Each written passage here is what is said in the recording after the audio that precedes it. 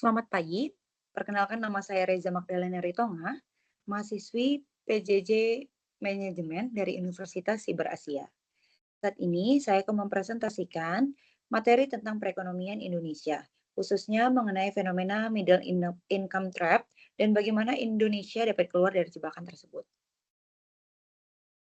Yang pertama, mari kita pahami apa itu middle income trap.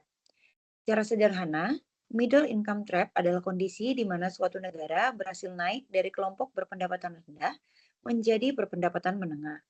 Namun, pertumbuhannya kemudian melambat dan negara tersebut kesulitan untuk naik ke status berpendapatan tinggi. Fenomena ini umumnya disebabkan oleh beberapa faktor. Yang pertama, produktivitas yang stagnan. Kedua, ketergantungan berlebihan pada komoditas dan tenaga kerja murah. Ketiga, kapasitas inovasi yang rendah. Keempat, kualitas sumber daya manusia yang belum kompetitif. Yang kelima, proses transformasi industri yang berjalan lambat. Lalu, bagaimana posisi Indonesia saat ini?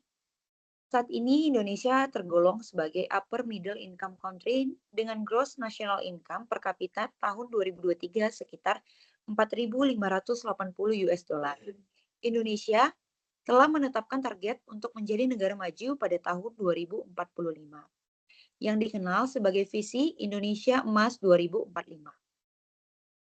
Namun, untuk mencapai target tersebut, Indonesia masih menghadapi sejumlah tantangan serius, antara lain rendahnya produktivitas tenaga kerja, kualitas pendidikan yang belum merata, keterbatasan inovasi dan teknologi, struktur ekonomi yang belum sepenuhnya berbasis industri bernilai tambah tinggi.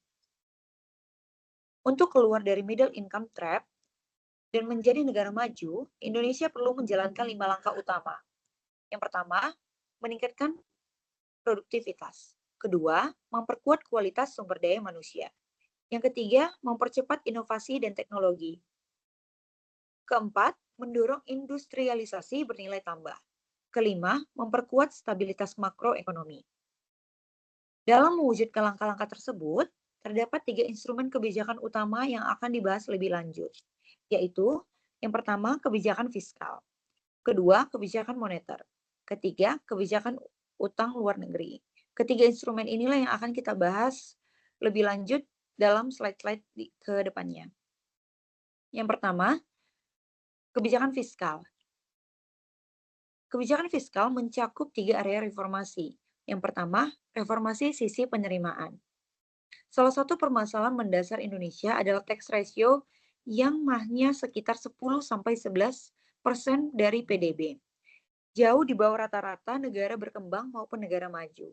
Untuk mengatasinya, strategi yang dapat ditempuh antara lain memperluas basis data pajak.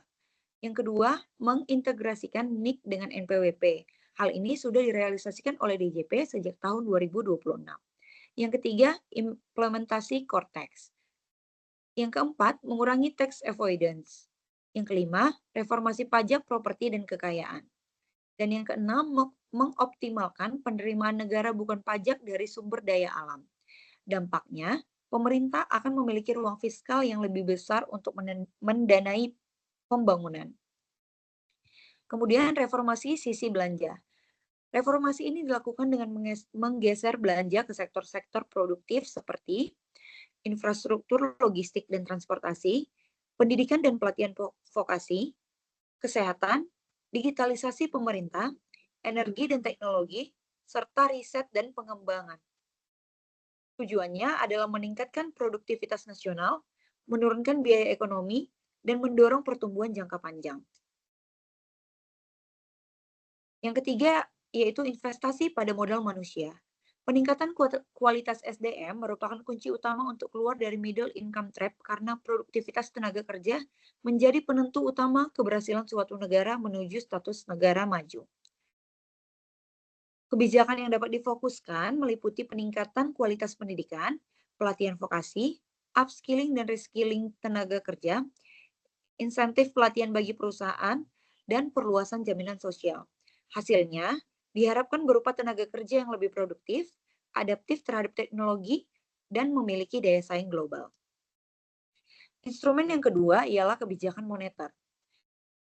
Kebijakan moneter mencakup 4 aspek. Yang pertama, menjaga inflasi rendah dan stabil. Inflasi yang terlalu tinggi dapat menurunkan daya beli masyarakat, mengurangi minat investasi, serta menciptakan ketidakpastian dalam dunia usaha. Sebaliknya, inflasi yang rendah dan stabil mampu menciptakan lingkungan ekonomi yang lebih kondusif, meningkatkan kepastian usaha, serta mendorong investasi jangka panjang. Manfaatnya untuk menjaga daya beli, meningkatkan kepastian usaha, dan mendorong investasi jangka panjang. Yang kedua yaitu menjaga stabilitas nilai tukar rupiah. Rupiah yang stabil bermanfaat untuk mendarik investor, menekan biaya impor, dan mengurangi risiko utang luar negeri. Peran BI untuk stabilitas rupiah yaitu untuk mengintervensi terukur di pasar falas dan kebijakan moneter yang adaptif. Aspek yang ketiga ialah mendorong pendalaman sektor keuangan. Pendalaman sektor keuangan bertujuan untuk memperluas akses pembiayaan yang saat ini masih terbatas. Strateginya meliputi pengembangan pasar obligasi, perluasan pasar modal, inklusi keuangan, pembiayaan UMKM, diversifikasi sumber pendanaan. Dampaknya diharapkan investasi tidak hanya bergantung pada perbankan saja. Aspek yang keempat yaitu mendukung pembiayaan industri produktif. Prioritas pembiayaan diutamakan untuk industri manufaktur, teknologi, industri berorientasi ekspor, dan UMKM produktif. Tujuannya untuk meningkatkan kapasitas produksi, memperkuat daya saing industri, dan mempercepat transformasi ekonomi. Kebijakan yang ketiga ialah kebijakan utang luar negeri. Utang luar negeri tidak harus dihindari sepenuhnya, tetapi harus dikelola secara strategis agar benar-benar mendukung pertumbuhan ekonomi. Kesalahan dalam pengelolaan utang justru dapat memperburuk kondisi perekonomian Indonesia dan meningkatkan risiko terjebak dalam middle income trap. Ada 3 aspek yang dibahas dalam kebijakan utang luar negeri. Yang pertama, memanfaatkan utang untuk transfer teknologi. Setiap pinjaman luar negeri sebaiknya disertai transfer teknologi, transfer pengetahuan, dan pengembangan SDM. Hal ini akan berdampak panjang dengan peningkatan produktivitas, penguatan daya saing, serta percepatan transformasi ekonomi sosial menuju struktur yang lebih maju dan berbasis inovasi. Kemudian, reformasi komposisi dan penggunaan utang. Pengelolaan utang mengacu pada prinsip Golden Rule of Borrowing. Utang digunakan untuk investasi yang menghasilkan manfaat lebih besar daripada biaya utangnya. Strateginya yaitu dengan mendominasi utang jangka panjang, memanfaatkan pinjaman konsepsional, meningkatkan transparansi utang, mengurangi risiko valuta asing, dan pengawasan utang BUMN. Yang ketiga, mendorong pembiayaan alternatif. Hal ini dapat dilakukan melalui pengembangan instrumen pembiayaan inovatif, yaitu dengan green bonds, suku global, blended finance, public-private partnership, dan foreign direct investment berkualitas. Kesimpulan dari pembahasan saat ini adalah Indonesia memiliki peluang besar untuk keluar dari middle income trap dan mencapai status negara maju pada tahun 2045. Namun, hal tersebut memerlukan transformasi ekonomi yang berfokus pada peningkatan produktivitas, inovasi, dan kualitas sumber daya manusia. Upaya tersebut harus didukung oleh kebijakan fiskal yang memperkuat penerimaan negara dan mengarahkan belanja pada sektor-sektor produktif. Kebijakan moneter yang menjaga stabilitas ekonomi dan mendukung investasi, serta pengelolaan utang luar negeri yang produktif dan berkelanjutan. Dengan sinergi kebijakan yang tepat dan reformasi struktural yang konsisten, Indonesia dapat meningkatkan daya saing, mendorong pertumbuhan ekonomi yang berkelanjutan, dan terhindar dari jebakan pendapatan menengah.